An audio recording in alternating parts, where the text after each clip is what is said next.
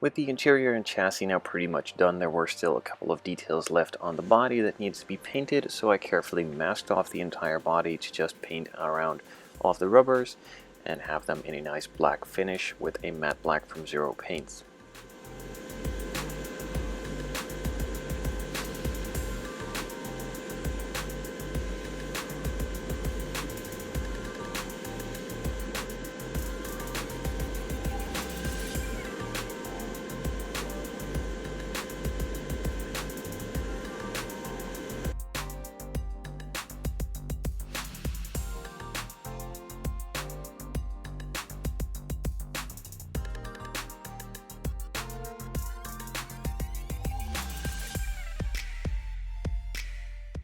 Other smaller details like the headlights and taillight buckets were painted with a silver and just a brush using some Vallejo paints.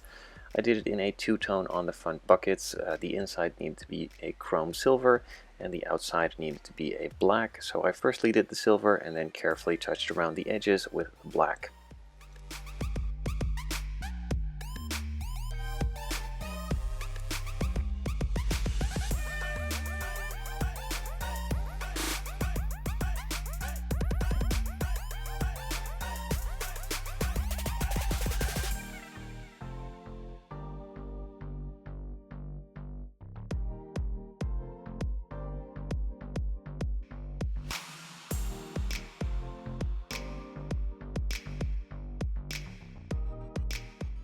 The main clear parts were first masked off, then painted flat black. The rear section of the masking was then removed in order to tint that with some Tamiya smoke. I decided to do it with a spray can this time, as it's pretty easily done in a couple of thin layers.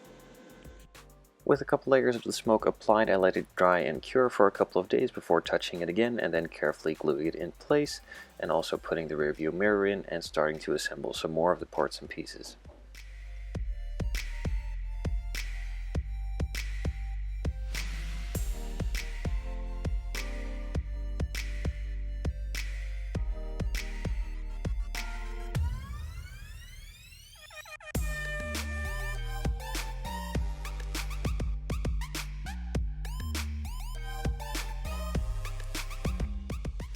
One of the headlight bulbs was painted with a permanent blue marker to look like the one on the actual car, and then the modification of the clear parts for the lenses could start.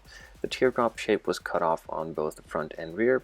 It was then all sanded nice and flat and then could be painted with the permanent markers to match a simulated rubber around the edges.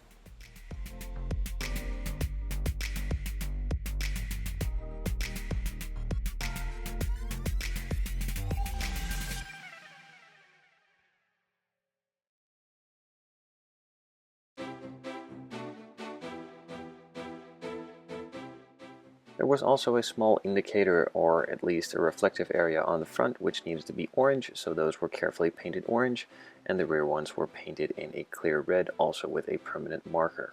They could then all be glued in with some Super Gold Plus from Bob Smith Industries.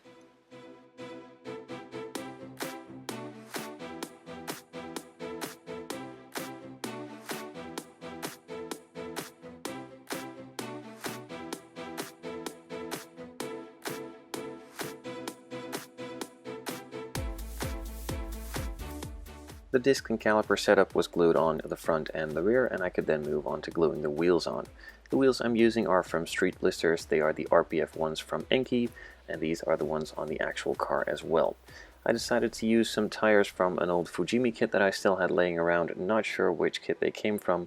Only thing I know is that they are Fujimi.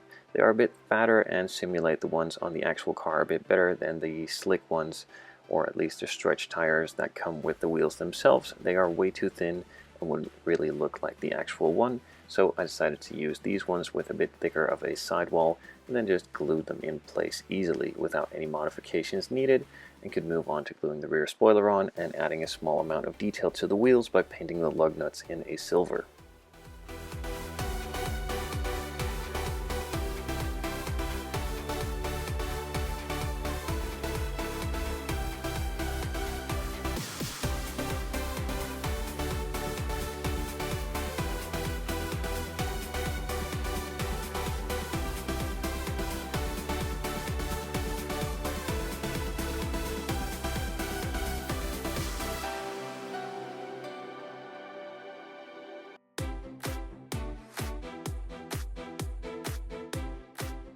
In the last video, when finishing the chassis and interior, I wasn't really sure if I was going to weather the chassis or not.